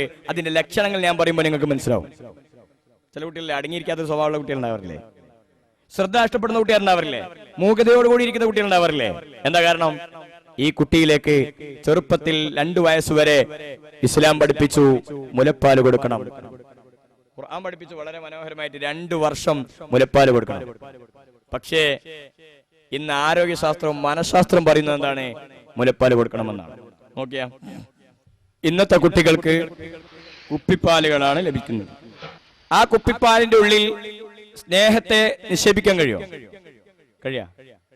ഇല്ല. എന്നാൽ പുതിയ പഠനം, മുലയൂട്ടുന്ന അമ്മമാർക്ക് ക്യാൻസർ സാധ്യത കുറവ് എന്നാണ്. ഇന്ന് സ്തനാർബുദം വർദ്ധിച്ചിരിക്കുകയാണ്. എന്തേ കാരണം? സൗന്ദര്യം നഷ്ടപ്പെട്ടു പോകുമെന്ന കാരണത്താൽ എന്ത് ചെയ്തു? മുലപ്പാല് കൊടുക്കുന്നു നിർത്തിവെച്ചു. മുലപ്പാല് കൊടുത്താൽ കുട്ടികൾക്കും അർബുദം തടയാൻ കഴിയുമെന്ന് ആരോഗ്യ പഠനങ്ങൾ നടത്തുന്നുണ്ട്. എന്നാൽ ഇസ്ലാം പറഞ്ഞു 2 വർഷം മുലപ്പാല് കൊടുക്കണം കുട്ടിയുടെ ആരോഗ്യത്തിന് വേണ്ടിയിട്ട്. അത് തന്നെ എങ്ങനെയാ കൊടുക്കേണ്ടത്? ഇരുന്നു കൊണ്ട് കുട്ടിയുടെ മുഖത്തേക്ക് നോക്കിയിട്ട് പുഞ്ചിരിച്ചു കൊടുക്കണം എന്നാണ്. ആ കുട്ടിക്ക് സന്തോഷം ലഭിക്കുന്ന രീതിയിലായിരിക്കണം. കുട്ടിയുടെ ആരോഗ്യത്തിന് പ്രധാനമാണ്. ഇനി അഥവാ ഒരു പ്രധാനമായി 6 മാസം വരെ കൊടുക്കണം. ഇൻ കേസ് കൊടുക്കാൻ കഴിഞ്ഞിട്ടില്ലെങ്കിൽ, എന്തെങ്കിലും ബുദ്ധിമുട്ടോ കാര്യമുണ്ടെങ്കിൽ, ഇനി പശുവിന്റെ പാലോ ആടിന്റെ പാലോ കൊടുക്കുകയാണെങ്കിൽ പോലും അത് കുപ്പിയിലാക്കിയിട്ട് സ്പൂൺ എടുത്തിട്ട് വായിലേക്ക് ഒഴിച്ചു കൊടുത്തിട്ട് ആ സമയത്ത് മുഖത്താകുന്നതൊക്കെ തുടച്ചു കൊടുക്കണം. സ്വന്തമായി കൊടുക്കാൻ പാടില്ല. കുട്ടി സ്വന്തം കുപ്പിപ്പാല് കുടിക്കുന്ന അവസ്ഥ. എന്താ കാരണം? ഇത് കുട്ടി മുലപ്പാല് കൊടുക്കുമ്പോൾ ശരീരത്തിനും മറ്റും സ്പർശനങ്ങൾ ഏൽക്കുന്നുണ്ടെന്നാണ്. അത് കിട്ടിയാലേ കുട്ടി വൈകാരികമായും ബുദ്ധിപരമായും വളരുകയുള്ളൂ. 2 വയസ്സ് വരെ. എന്നാൽ 2 വയസ്സിന്റെ മുമ്പ് തന്നെ ഭക്ഷണത്തിന്റെ ചില അംശങ്ങൾ കൊടുത്ത് ശീലിക്കണമെന്നാണ്. ചില രക്ഷിതാക്കൾ പറയുന്നുണ്ട്, പിന്നെ അവൻ എരിവുള്ളത് തിന്നൂല, പിന്നെ ഇങ്ങനത്തെ തിന്നൂല, അവൻ നല്ല കോഴിമുട്ടയെ പറ്റൂ, അതേ പറ്റൂ, ഇതേ പറ്റൂന്ന്. എന്താ കാരണം? 2 വയസ്സിന് ശേഷം അവർക്ക് ഇഷ്ടമുള്ളത് മാത്രം കൊടുത്തു ശീലിച്ചത് കൊണ്ട് എരിവിനെ കുറിച്ചും മധുരത്തെ കുറിച്ചും ഒന്നും തിരിച്ചറിയാതായി പോയി എന്നാണ്. ഇന്ന് കുട്ടികൾക്ക് വാങ്ങിക്കൊടുക്കുന്ന ചില ഭക്ഷണ രീതികളുണ്ട്, വളരെ മോശമാണ്. ഈ ചിപ്സ് എന്ന് പറഞ്ഞ സാധനല്ലേ, ചിപ്സ് അല്ലേ, ജങ്ക് ഫുഡ് എന്നാ പറയാ. ജങ്ക് ഫുഡ് ഏത്? പോഷക പദാർത്ഥങ്ങൾ ഒന്നുമില്ലാത്ത ഫുഡുകൾ. ചിപ്സ്, ലേസ്, ഐസ്ക്രീം, പിന്നെന്താ, ഞാൻ കാണിച്ചു തരാം.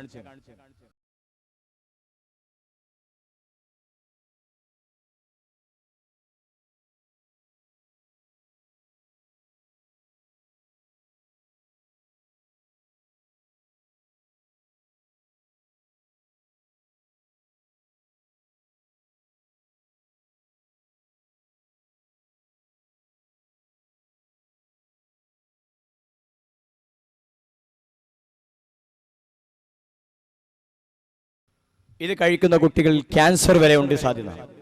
ക്യാൻസർ, ഇത് കഴിക്കുന്ന കുട്ടികളിൽ ക്യാൻസർ സാധ്യത ഉണ്ട്. ചെറിയ പാക്കറ്റുകളിലാക്കി കൊടുക്കുന്ന സാധനമല്ലേ ഇങ്ങനെ തൂക്കിയിടുന്ന കുറെ കുടുംബങ്ങൾ ഉണ്ടാവാറുണ്ട്. കുറെ സാധനങ്ങൾ ഇങ്ങനെ തൂക്കിയിട്ടുണ്ടാവും.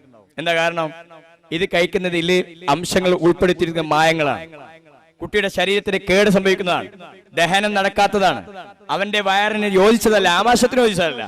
അങ്ങനത്തെ ഭക്ഷണങ്ങൾ ആവശ്യപ്പെടുമ്പോഴേക്ക് കൊടുക്കുമ്പോൾ നാം സൂക്ഷിക്കേണ്ടത് ഭാവിയിൽ കുട്ടിക്ക് ഏറ്റവും കൂടുതൽ പ്രശ്നങ്ങൾ ഉണ്ടാക്കുന്നതാണ്.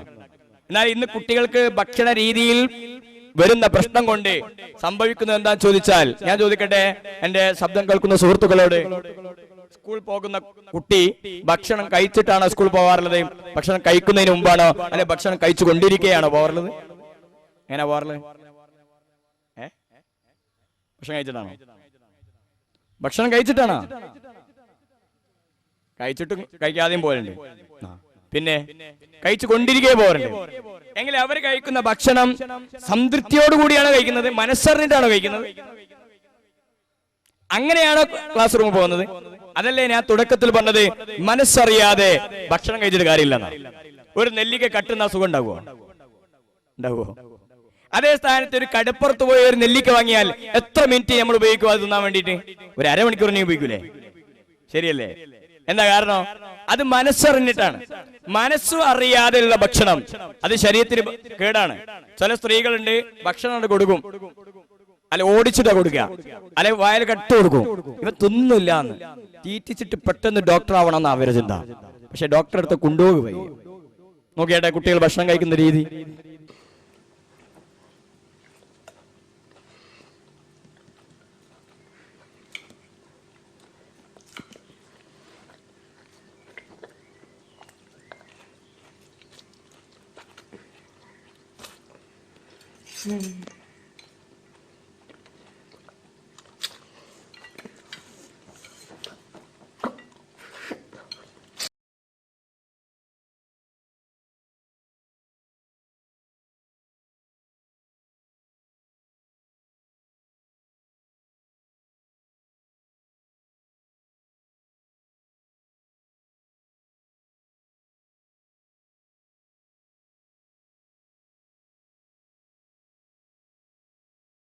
പുതിയ മോഡൽ ഭക്ഷണങ്ങൾ കഴിച്ചതുകൊണ്ട് ശരീരത്തിൽ എന്തായി?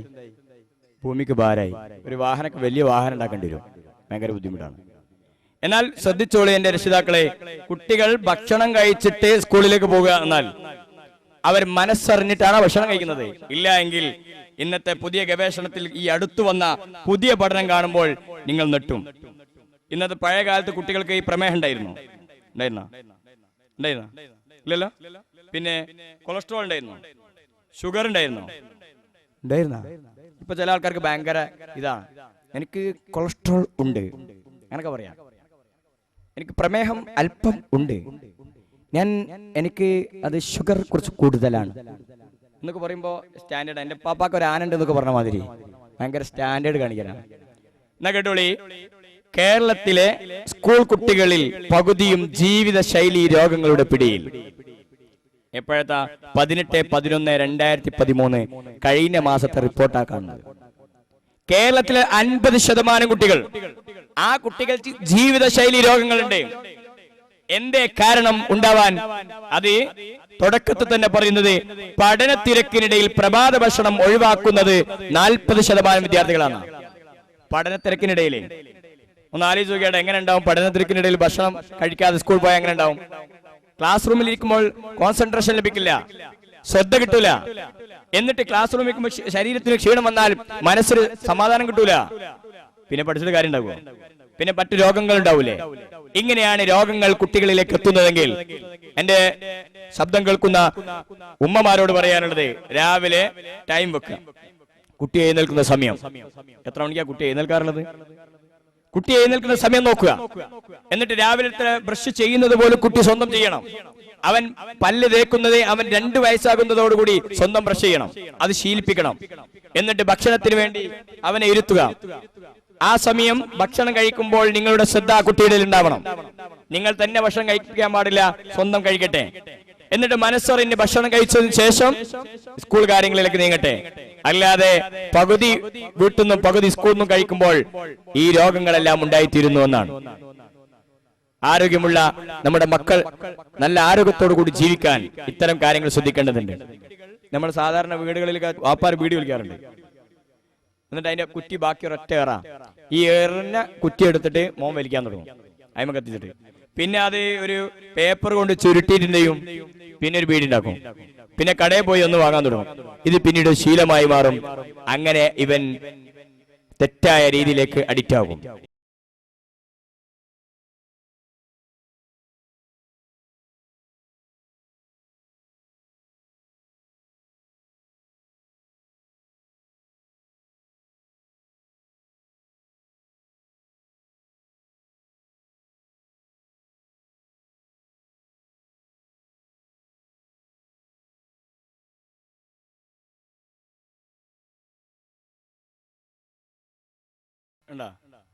ഇത് ചെറിയ കുട്ടികൾ തുടങ്ങുന്നത് എവിടെ നിന്നാണ്? ഈ വലിമല.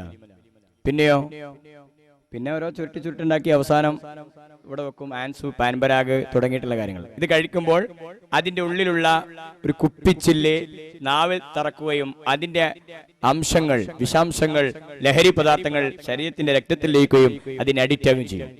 ഇന്ന് കാണുന്ന ചില പാക്കറ്റുകളിലും ഇത് ഉണ്ട് എന്ന് കണ്ടെത്തിയിട്ടുണ്ട്.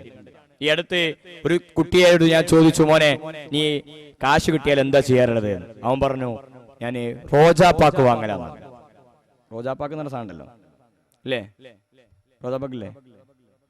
ഈ റോജാപ്പാക്ക് എന്തിനാ വാങ്ങുന്നത്? അതിന്റെ ഉള്ളിലുള്ള കൽക്കണ്ടം തിന്നാൻ വേണ്ടിയിട്ട്. അപ്പൊ അതെന്നെ എങ്ങനെ ശീലായത്? അത് അമ്മാവൻ പറഞ്ഞു, നീ കടയിൽ പോയിട്ട് റോജാപ്പാക്ക് വാങ്ങിക്കൊണ്ടുവരണമെന്ന്. അങ്ങനെ വാങ്ങിക്കൊണ്ടു കൊടുത്ത വകയില് അമ്മാവൻ സമ്മാനം കൊടുത്താണ് എന്ത്? കൽക്കണ്ടം, ഇതിന്റെ ഉള്ളിലുള്ള കൽക്കണ്ടം. അപ്പൊ അത് തിന്നാൻ വേണ്ടിയിട്ട് ഇവൻ എന്ത് ചെയ്തു? റോജാപ്പാക്ക് വാങ്ങാൻ തുടങ്ങി. അതൊരു ശീലമായി മാറി. പിന്നെ അത് മദ്യത്തിന് അഡിക്റ്റ് ആയി തീരും, ആൻസിന് അഡിക്റ്റ് ആയി തീരും, മയക്കുമരുന്നിന് അഡിക്റ്റ് ആയി തീരും. ഇനി അവൻ അതിന്റെ വിൽപ്പനക്കാരനായി തീരും. അങ്ങനെ സംഭവിച്ചാൽ എന്തുണ്ടാവും? ശാരീരികമായി മൊത്തം തകരുന്നതോടൊപ്പം സോഷ്യൽ റെക്കഗ്നൈസ് എന്ന് പറയുന്ന സമൂഹത്തിൽ അംഗീകാരം നഷ്ടപ്പെട്ടുകൊണ്ടിരിക്കും. എങ്കിൽ മുതിർന്നവരും പുകവലിക്കുന്നുണ്ട്. പുകവലിയെ കുറിച്ച് പഠനം നടത്തുന്നത് പുകവലി കാഴ്ച കുറക്കും എന്നാണ്. പുകവലിക്കുന്ന ആൾക്കാരുടെ കാഴ്ച നഷ്ടപ്പെടും. അല്ലാണ്ട് നഷ്ടപ്പെടാൻ അല്ലേ? പ്രത്യുൽപാദന ശേഷി നഷ്ടപ്പെടുത്തും. ഇങ്ങനെ ഒരുപാട് കിഡ്നിക്ക് വരെ തകരാർ സംഭവിക്കുന്നുണ്ട്. ഒരു പരസ്യമാണ്, പുകവലിക്കൂ സമ്മാനം നേടൂ. ഒന്നാം സമ്മാനം ക്യാൻസർ, രണ്ടാം സമ്മാനം ക്ഷയം, മൂന്നാം സമ്മാനം ആസ്മ. രോഗങ്ങളാണ്. ലങ്സ് ക്യാൻസർ ഉണ്ടായിത്തീരും പുകവലിയിലൂടെ. യഥാർത്ഥത്തിൽ ആരോഗ്യത്തിന് വേണ്ടി ഉണ്ടായിരിക്കേണ്ട പ്രധാനമായ കരളിന്റെ ആരോഗ്യത്തിന് 10 കാര്യങ്ങൾ നമ്മൾ ശ്രദ്ധിക്കണം. 1, രാത്രി താമസിച്ച് കരൾ നശിപ്പിക്കുന്ന 10 കാര്യങ്ങൾ. രാത്രി താമസിച്ച് ഉറങ്ങുക. സാധാരണ എത്ര മണിക്കാ ഇപ്പൊ എല്ലാവരും ഉറങ്ങാറുള്ളത്? എത്ര മണിക്കാ? സീരിയൽ എപ്പോഴാണോ കഴിയുന്നത് അപ്പം, കുങ്കുമപ്പൂ എപ്പോഴാണോ കഴിയുന്നത് അപ്പം. എന്നാൽ എന്റെ രക്ഷിതാക്കളെ, കുട്ടികളുടെ പഠനത്തെ പോലും ബാധിക്കുന്ന ഒരു സംഭവമാണ് കുട്ടികൾ ടിവിക്ക് അഡിക്റ്റ് ആണ്. ഇന്നത്തെ പുതുതലമുറ കൊച്ചു ടിവി, കാർട്ടൂണ് തുടങ്ങിയിട്ടുള്ള സംഭവത്തിന് അഡിക്റ്റ് ആണ്. അതിന്റെ സ്പൈഡർമാൻ, സൂപ്പർമാൻ തുടങ്ങിയിട്ടുള്ള ഹീറോ ചമയുന്ന വിഷയത്തിനാണ് അഡിക്റ്റ് ആകുന്നത്. രാത്രി ഉറക്കം വഴുന്നു, നേരം പുലരുമ്പോൾ ക്ഷീണം അനുഭവിക്കുന്നു, ക്ലാസ് റൂമിൽ കുട്ടി തൂങ്ങി ഇറങ്ങുന്നു. കുട്ടിയുടെ ആരോഗ്യത്തിന് ബാധിക്കുന്നുണ്ട്, കുട്ടിയുടെ തലച്ചോറിന് അത് ബാധിക്കുന്നുണ്ട്, കുട്ടിയുടെ ബുദ്ധിക്ക് അത് ബാധിക്കുന്നുണ്ട്. ഉറക്കമൊഴിഞ്ഞ് പഠിക്കാൻ പാടില്ല. അത് കുട്ടിയുടെ പഠനത്തെ ബാധിക്കും, തലച്ചോറിനെ ബാധിക്കും. രാത്രി 10 മണിക്ക് ഉറങ്ങി 5 മണിക്ക് ഒരു 7 മണിക്കൂറെങ്കിലും കുട്ടികൾ ഉറങ്ങണമെന്നാണ്. ഇന്ന് അവസരം കിട്ടുന്നില്ല. എന്താ കാരണം? ടിവിയുടെ മുമ്പിൽ ഇരിക്കുന്നു, സീരിയൽ കാണുന്നു, സിനിമ കാണുന്നു, അവസാനം കുട്ടിക്ക് മറവി ഉണ്ടാവുന്നു. ഇന്ന് കാണുന്ന കുട്ടികളിൽ കാണുന്ന പ്രശ്നങ്ങൾ, പ്രമേഹം, കൊളസ്ട്രോള് തുടങ്ങിയിട്ടുള്ള കാര്യങ്ങളെല്ലാം ടിവിയുടെ അഡിക്റ്റ് ആയതുകൊണ്ടാണ്. 24 മണിക്കൂർ ഇങ്ങനെ ഇരിക്കുന്ന സമയത്ത് ശരീരം അനങ്ങുമോ? ഇല്ലല്ലോ. ശരീരം അനങ്ങില്ല. അനങ്ങാതിരിക്കുമ്പോൾ ഇവരുടെ ഉള്ളിലുള്ള ഒരു എനർജി ഉണ്ടായിരുന്നു. ഭക്ഷണം കഴിക്കുമ്പോഴും മറ്റുമുണ്ടായിരുന്ന ഈ എനർജി കളിയിലൂടെയും വ്യായാമത്തിലൂടെയും ഒഴുകിപ്പോവേണ്ടതായിരുന്നു. അതെന്ത് ചെയ്തു? ശരീരത്തിൽ അടങ്ങിക്കൂടിയതുകൊണ്ട് പ്രമേഹം പോലത്തെ രോഗങ്ങൾ ഉണ്ടായിത്തീരുന്നു എന്നാണ്.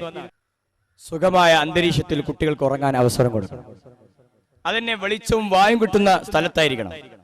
അത് തന്നെ നേരത്തെ ഉറക്കണം, നേരത്തെ എഴുന്നേൽപ്പിക്കണം. ഈ ശീലങ്ങൾ ഉണ്ടാക്കിയാൽ മാത്രമേ കുട്ടിയുടെ പഠനത്തിനും ശരീരത്തിനും ബുദ്ധിക്കും മനസ്സിനും ആരോഗ്യം ഉണ്ടായിത്തീരുകയുള്ളൂ. ഇത് നഷ്ടപ്പെട്ടതോടുകൂടി ഇന്നത്തെ പുതുതലമുറക്ക് എന്ത് സംഭവിച്ചു? ശരീരത്തിനും മനസ്സിനൊക്കെ രോഗം ഉണ്ടായിത്തീർന്നു. ഒരുപാട് കുട്ടികൾ ഇന്നും പ്രമേഹത്തിന് ഇഞ്ചക്ഷൻ വെച്ചുകൊണ്ടിരിക്കുന്നുണ്ട്. അതിന്റെ കാരണക്കാരാണ്? നമ്മളാണ്. മക്കളോട് സ്നേഹം ഉണ്ടെങ്കിൽ, ഞാൻ ചോദിക്കട്ടെ, ഒരു കുട്ടിയോട് സ്നേഹം ഉണ്ടെങ്കിൽ നമ്മൾ തീയിലേക്ക് ഇടുവോ? ഇല്ലേ? ഇടുകയില്ല. കാരണം എന്താ? ആ കുട്ടിയോടുള്ള സ്നേഹത്തിന്റെ കാരണത്താൽ നമ്മൾ ചെയ്യില്ല. ഇതുപോലെ ഭാവിയിൽ കുട്ടി രോഗമാവുന്നത് തീർച്ചയായും നമ്മൾ ഇഷ്ടപ്പെടുന്നില്ല എങ്കിൽ എന്റെ ഉമ്മമാരെ, നമ്മൾ വളരെ മനോഹരമായി ശ്രദ്ധിക്കണം. കുട്ടിയുടെ ഉറക്കത്തിന്റെ വിഷയം, കുട്ടികളുടെ ഭക്ഷണത്തിന്റെ വിഷയം ശ്രദ്ധിക്കണം.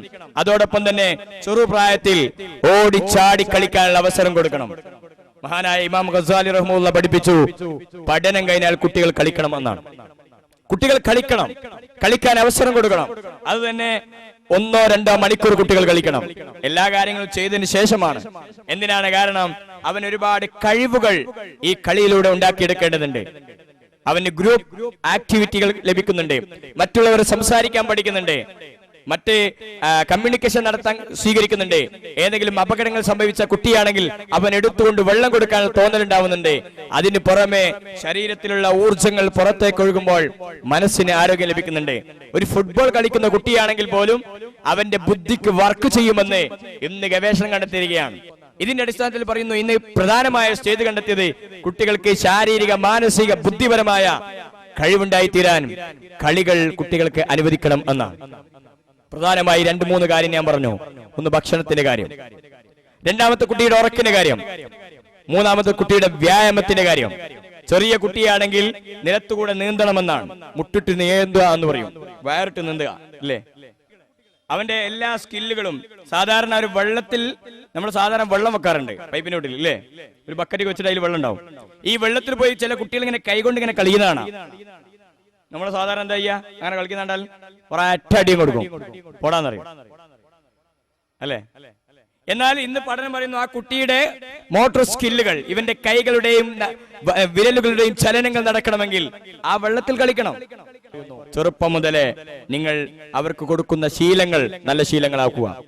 അവർ ആവശ്യപ്പെടുന്ന ഭക്ഷണങ്ങൾ മാത്രം കൊടുക്കാതെ വീട്ടിലുണ്ടാക്കുന്ന എല്ലാ ഭക്ഷണത്തോടും പൊരുത്തപ്പെട്ടു പോവാൻ അവസരം കൊടുക്കണം. ചില കുട്ടികൾ പറയും, എനിക്ക് നെയ്ച്ചോറേ പറ്റുമോ? പറ്റതൊന്നുമില്ല. എങ്കിൽ ഈ കുട്ടി പുറം നാടുകളിലേക്കോ ഒരു അതിഥിയുടെ വീട്ടിലേക്കോ പോവുകയാണെങ്കിൽ, അതിഥിയായി പോവുകയാണെങ്കിൽ, അവിടെയുള്ള ഭക്ഷണം കഴിക്കാൻ ശീലമുണ്ടാവണമെങ്കിൽ വീട്ടിൽ വെച്ചുകൊണ്ട് ശീലമുണ്ടാക്കണം. ഇത്തരം ശീലങ്ങൾ ഉണ്ടാക്കിയെടുത്താലേ ഭാവിയിൽ നല്ല തലമുറ ഉണ്ടായിത്തീരുകയുള്ളൂ. ആരോഗ്യമുള്ള ഒരു സമൂഹത്തിന്റെ സൃഷ്ടിപ്പിന് വേണ്ടിയിട്ട് പ്രധാനമായി ശ്രദ്ധിക്കേണ്ട ചില വിഷയങ്ങളോട് പറഞ്ഞ് ഞാൻ അവസാനിപ്പിക്കുകയാണ്.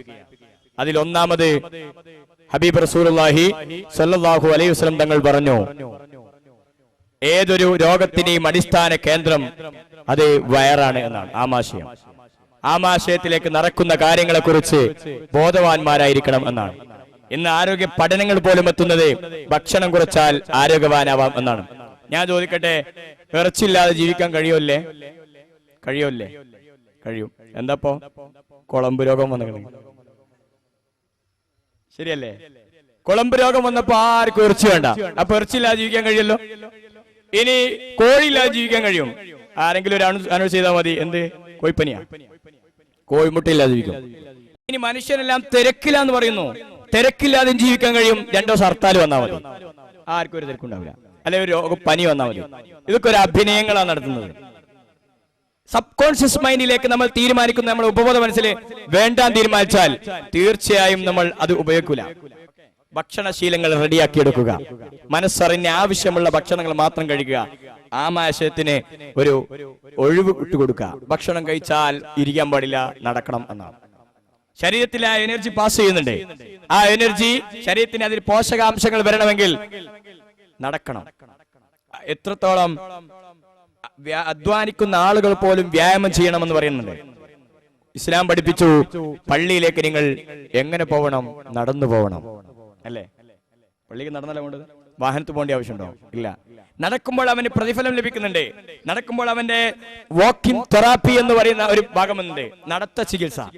ഞാൻ ചോദിക്കട്ടെ, നിങ്ങളോട് ഡോക്ടർ ഇന്ന് പരിശോധിക്കാൻ ചെന്നപ്പോ ഡോക്ടർ പറഞ്ഞു, മോനെ ഒരാഴ്ച കൊണ്ട് എനിക്ക് പ്രമേഹം ഉണ്ടാകാൻ പോവാണ്, അതുകൊണ്ട് രാവിലെ എഴുന്നേറ്റ് അരമണിക്കൂർ നടക്കണം എന്ന് പറഞ്ഞാൽ നടക്കൂലേ? നടക്കുവോ? അല്ലേ? പടച്ചോൻ പറഞ്ഞു 5 മിനിറ്റ് എഴുന്നേറ്റ് ഒന്ന് നിസ്കരിക്കടാ എന്ന് പറഞ്ഞു സുബൈക്ക്. എഴുന്നേറ്റില്ലേ? സൃഷ്ടി പറഞ്ഞപ്പോഴേക്കും നമ്മൾ ചെയ്തു, സൃഷ്ടാവ് പറഞ്ഞപ്പോൾ ചെയ്തില്ല. എന്നാൽ എല്ലാ ആരോഗ്യത്തിന്റെ വംശം അടങ്ങിയിരിക്കുന്ന, എല്ലാ ആരോഗ്യത്തിന്റെ വശവും അടങ്ങിയിരിക്കുന്ന പ്രാർത്ഥനയാകുന്ന നിസ്കാരത്തിൽ എല്ലാ ആരോഗ്യത്തിന്റെ കാര്യങ്ങളും ഉണ്ട്.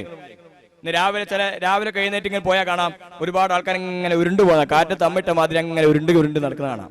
എന്താ കാരണം? തിന്ന് ആകെ കൊളസ്ട്രോളും മറ്റൊക്കെ കൂടിയത് കൊണ്ട് വ്യായാമത്തിലൂടെ ഒഴിക്കുകയാണ്.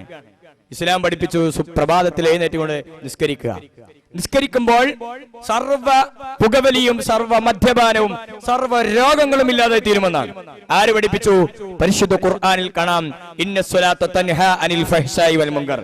നിസ്കാരം എല്ലാ മ്ലേച്ഛതയെക്കുറിച്ചും എല്ലാ മോശത്തരത്തെക്കുറിച്ചും തടയുന്നതാണ് എന്ന് നിസ്കാരം എന്ന് പടച്ച തമ്പുരാൻ പറയുമ്പോൾ പുകവലി അതിൽ പെടൂലേ? മദ്യപാനം അതിൽ പെടില്ലേ? പിന്നെ എന്തുകൊണ്ട് എന്റെ നിസ്കാരം ഞാൻ നിസ്കരിച്ചിട്ട് മദ്യപാനം നിന്നില്ല എന്നൊരു ചോദ്യമുണ്ട്. എന്താണെന്നറിയോ? അത് പണ്ട് ഒരു മീൻ കച്ചവടക്കാരൻ നിസ്കരിച്ച മാതിരിയാ. മീൻ കച്ചവടം ചെയ്ത അവസാനം വെള്ളിയാഴ്ച ദിവസമായിരുന്നു. പെട്ടെന്ന് എന്ത് ചെയ്ത, വാങ്ങ് കൊടുത്ത് നിസ്കാരം തുടങ്ങി. ഇയാൾ ഓടിയിട്ട് പള്ളി കയറി കൈ കെട്ടി. ജുമയുടെ 2ാം റക്അത്തിലെ റുക്കൂല കിട്ടിയത്. 2ാം റക്അത്തിലെ റുക്കൂല് കിട്ടിയാൽ സുജൂദ് പോയി നിസ്കാരം ഇമാം സലാം വീട്ടിയാൽ എന്ത് ചെയ്യണം? ഇയാൾ എന്നിട്ട് റക്അത്തോടെ നിസ്കരിക്കണ്ടേ? ഇവനും സലാം വീട്ടി.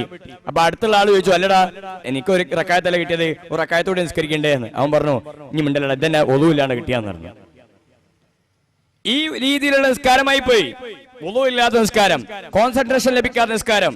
നമ്മൾ സാധാരണ നിസ്കരിക്കുന്ന സമയത്ത് മഹാന്മാരായ പണ്ഡിതന്മാരും മഹത്തുക്കളും അമ്പിയാക്കളും സ്വഹാബത്തും നിസ്കരിക്കുമ്പോൾ അതിൽ മാത്രമായിരുന്നു ഏകാഗ്രത ഉണ്ടായിരുന്നത്. അമ്പ് വരിക്കുന്നത് പോലും അലി റളിയല്ലാഹു അൻഹു അറിഞ്ഞിട്ടില്ല. ഒരു വീട് പൊളിഞ്ഞു വീട്ടിട്ട് പോലും അറിഞ്ഞിട്ടില്ല. നമ്മുടെ മുമ്പിൽ കൂടെ ഒരു ഈച്ചങ്ങ് പോയ ഒറ്റ തട്ട അല്ലേ? ഇനി നേരെ മുമ്പിലുണ്ടാവും ഒരുത്ത മൊബൈൽ ഇങ്ങനെ നേരെ നിസ്കരിക്കുന്ന തൊട്ടടുത്തുള്ള കൈ ഇങ്ങനെ മൊബൈൽ അടിക്കുന്നുണ്ടാവും. അപ്പൊ ഇവന് അല്ലാഹു അക്ബർ എന്ന് കൈയിട്ടിയാൽ തൊട്ടടുത്തോടെ മൊബൈൽ. ഇപ്പൊ ഇവൻ ചെയ്യും, ഒരു സാധനം മൊബൈൽ ഓഫ് ആക്കാണ്ട വന്ന് നോക്കേണ്ട എന്തൊരു കോൺസെൻട്രേഷൻ ആണ്. മുമ്പൊരാൾക്ക് ഇവിടെ ഒരു കൊതുക് അടിച്ചിരുന്നു. ഇവിടെയാ കൊതുക് അടിച്ചത്. നമ്മുടെ നിസ്കാരത്തിന്റെ രീതിയാണ്. എന്തുകൊണ്ട് പ്രമേയവും കൊളസ്ട്രോളും പുകവലിയും മാറുന്നില്ല എന്നാ. ഇവിടെ കൊതുക് അടിച്ചപ്പോ അത്തയ്യാത്തിലിരിക്കുന്ന സമയത്ത് കൊതുക് അടിച്ചത്. അപ്പൊ അത്തയ്യാത്തിൽ ഇങ്ങനെ പിടിക്കണ്ടേ? അപ്പൊ അറിയാവുക ഇങ്ങനെ പിടിക്കണ്ടേ? പിടിച്ചു. അപ്പൊ ഇത് ഇവിടെ അടിക്കാൻ എങ്ങനെ അടിക്കാനും കഴിയൂല. അപ്പൊ എന്ത് ചെയ്താ, ഈ വിരൽ ഇങ്ങോട്ടാക്കിയ ചോറ ഒറ്റ അടിയായിട്ട് കൊടുത്തു. അപ്പൊ ശരിയായില്ലേ? രണ്ടുമായി കൊതുക് ചാവുകയും ചെയ്തു. പിന്നെ ഇതാ നമ്മുടെ നിസ്കാരം.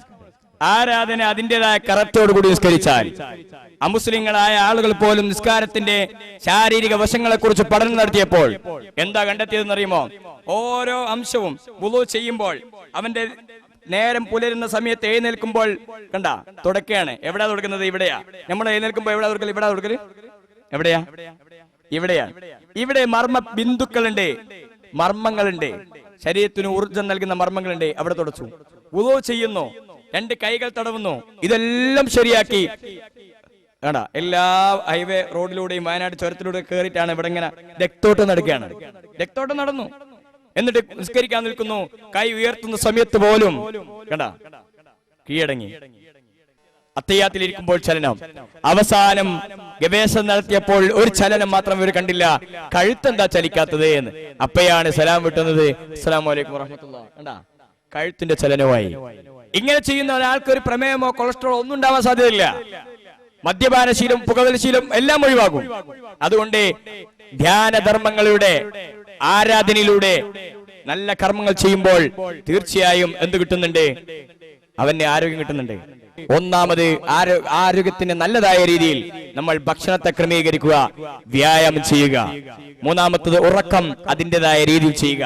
നമ്മൾ കിടക്കുന്ന സമയത്ത് വലതുഭാഗത്ത് കിടക്കണമെന്നാണ് പഠിപ്പിച്ചത്, അല്ലേ? ഇസ്ലാം പഠിപ്പിച്ചു. വലതുഭാഗം ശരിയല്ലേ? വലതുഭാഗത്ത് ചേർന്ന് കിടക്കണം. അതിന്റെ ഖിബിലക്ക് കിടക്കണം. എന്തിനാ? കാരണം ഒന്ന് ഖബറിനെ ഓർമ്മ വരാൻ വേണ്ടി, രണ്ടാമത്തത് വലതു ഭാഗത്ത് കിടക്കുമ്പോൾ നമ്മുടെ ഹാർട്ട് ഉള്ളത് ഇടതുഭാഗത്താണ്, അല്ലെ? ഈ ഹാർട്ടിൽ നിന്നാണ് രക്തം പമ്പ് ചെയ്യുന്നത്. ഈ പമ്പ് ചെയ്യണമെങ്കിൽ, ശരീരത്തിന്റെ എല്ലാ ഭാഗത്തേക്കും പമ്പ് ചെയ്യണമെങ്കിൽ ഈ ഹാർട്ട് എവിടെയായിരിക്കണം? മുകളിലായിരിക്കണ്ടേ? ഗ്ലൂക്കോസ്, നമ്മളെ ഗ്ലൂക്കോസ് ഇട്ടാറില്ലേ? ഇങ്ങനെ ഗ്ലൂക്കോസ് ഇട്ടില് ആണോ?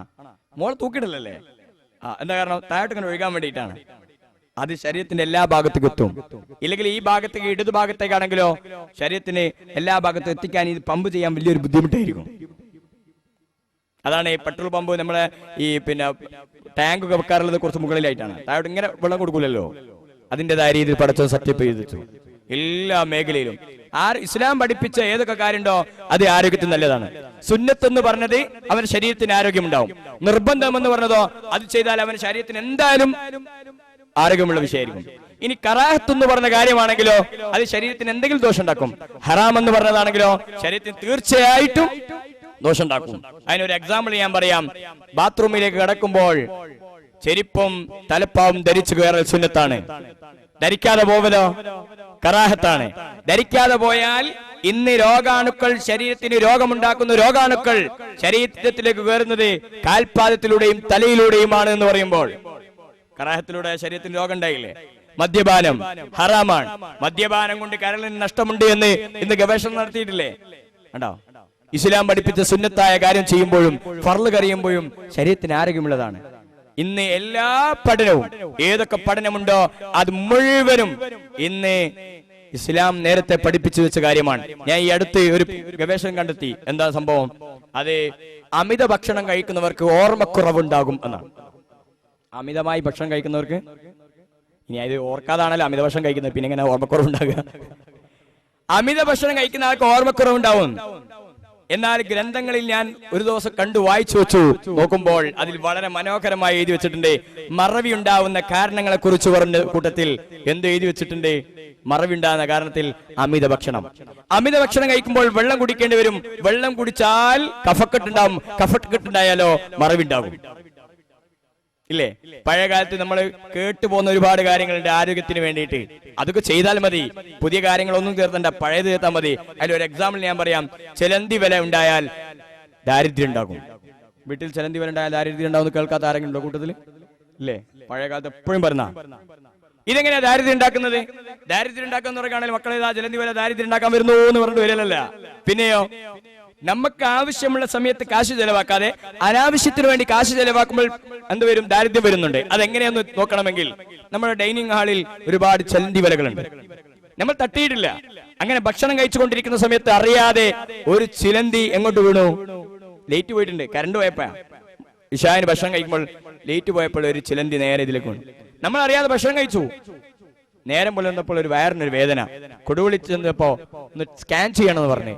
300 രൂപ സ്കാൻ ചെയ്യാൻ. അങ്ങനെ അവർ പറഞ്ഞു എന്തൊരു വിഷാംശം ഉണ്ട്, ഒരു ഇഞ്ചക്ഷൻ വെക്കണം എന്ന് പറഞ്ഞു. 200 രൂപ ഇഞ്ചക്ഷൻ വെക്കാൻ. അതിന് ഗുളിക 5 ദിവസത്തെ ഗുളിക കുടിക്കണം. ഒരു 500 രൂപ, 1000 രൂപ. ചിലന്തി വല അവിടെ ഉണ്ടായപ്പോൾ കീശയിൽ നിന്ന് കാശ് പോയത് കണ്ടില്ലേ? കണ്ടോ? ഇസ്ലാം പഠിപ്പിച്ച എല്ലാ കാര്യങ്ങളും. അതുകൊണ്ട് ആരോഗ്യത്തിന്റെ എല്ലാ വശങ്ങളും ഇസ്ലാമിക രൂപത്തിലൂടെ കണ്ടെത്തിയിട്ട് ഇന്നും മറ്റൊരു കാര്യം കൂടി ഓർമ്മപ്പെടുത്തുന്നത് അതെന്താണ്? മാനസിക ആരോഗ്യമാണ്. മാനസിക ആരോഗ്യം ഉണ്ടാകുമ്പോൾ ശരീരത്തിൽ നല്ല ഹോർമോണുകളുടെ ഉൽപാദനം നടക്കുന്നുണ്ട്. ശരിയായ ഹോർമോൺ ഉൽപാദനം നടക്കുന്നുണ്ട്. ആ ഹോർമോൺ ഉൽപാദനം രോഗപ്രതിരോധ ശക്തി ഉണ്ടാക്കി തീർക്കുമെന്നാണ്. ദേഷ്യപ്പെടുന്ന സമയത്ത് അൽഡ്രിനാൽ എന്ന് പറയുന്ന ഹോർമോൺ തലച്ചോറിൽ നിന്ന് ഉൽപ്പാദിക്കപ്പെടുമ്പോൾ ശരീരത്തിന് ദോഷമുണ്ടാക്കുന്നു എന്നാണ്. അസൂയയും ക്രോധവും കോപവും ഉണ്ടാക്കുമ്പോൾ ശരീരത്തിന് നെഗറ്റീവായ ഊർജ്ജമാണ് ഉണ്ടാകുന്നത്. അത് ശരീരത്തിന് ദോഷം ചെയ്യുന്നു എന്നാണ് ഹബീബ് റസൂലുള്ളാഹി സ്വല്ലല്ലാഹു അലൈഹി വസല്ലം തങ്ങൾ പഠിപ്പിച്ചു. ആരോഗ്യത്തിന് വേണ്ടി പ്രാർത്ഥിക്കാൻ വേണ്ടി സ്പെഷ്യലായി പ്രാർത്ഥിക്കാൻ അള്ളാഹുവിന്റെ ഹബീബ് സ്വല്ലല്ലാഹു അലൈഹി വസല്ലം തങ്ങൾ പഠിപ്പിച്ചിട്ടുണ്ട്. രോഗമുണ്ടാവുന്ന അവസ്ഥയെക്കുറിച്ച്, പ്രതിരോധത്തെക്കുറിച്ചും ഹബീബ് തങ്ങൾ പഠിപ്പിച്ചിട്ടുണ്ട്. രോഗമായാൽ ചികിത്സിക്കേണ്ടതിനെ കുറിച്ചും പഠിപ്പിച്ചിട്ടുണ്ട്. ചില ആളുകൾ രോഗമായാൽ ചികിത്സിക്കുമ്പോൾ ഒരു സ്ഥലത്ത് പോയി ചികിത്സിക്കും, അവിടുന്ന് മാറിയില്ല വേറെ സ്ഥലത്ത്, അവിടുന്ന് മാറിയില്ല വേറെ സ്ഥലത്ത്, ഇങ്ങനെ മാറി മാറി ചികിത്സിക്കുന്ന ആൾക്കാരുണ്ടാവാറുണ്ട്. ചെറിയ ജലദോഷം വന്നാൽ മതി, അപ്പോൾ ഡോക്ടറെ കാണുന്ന ആൾക്കാർ. ഇങ്ങനെ ചെറിയ ചെറിയ കേസുകൾക്കൊക്കെ ഡോക്ടർമാരെ കണ്ടിട്ട് സമാധാനത്തിന് വേണ്ടി ഓടുന്ന ആളുകൾ ഉണ്ടാവാറുണ്ട്. അതിൽ നിന്നും മാറിയിട്ട് നമുക്ക് തന്നെ പ്രതിരോധിക്കാൻ കഴിയുന്നതാണെങ്കിൽ അത് ചെയ്ത് സ്വന്തമായി ഗുളിക കുടിക്കാൻ നിൽക്കാതെ അതിന്റെ പ്രതിരോധത്തിന് വേണ്ടി ഡോക്ടർമാരെ കണ്ട് പരിശോധനയൊക്കെ നടത്തി മുന്നോട്ട് പോകണമെന്ന് ഓർമ്മപ്പെടുത്തി അല്ലാഹു തആല ആരോഗ്യമുള്ള ജീവിതം നമുക്ക് നൽകുമാറാവട്ടെ. പുതുതലമുറക്ക് നല്ല ആരോഗ്യവും അതുപോലെ മാനസിക ആരോഗ്യവും ശാരീരിക ആരോഗ്യവും അല്ലാഹു തആല നൽകുമാറാവട്ടെ എന്ന് മാത്രം പ്രാർത്ഥിച്ചുകൊണ്ട് ഞാൻ അവസാനിപ്പിക്കുന്നു. അസ്സലാമു അലൈക്കും വറഹ്മത്തുള്ളാഹി വബറകാതുഹു.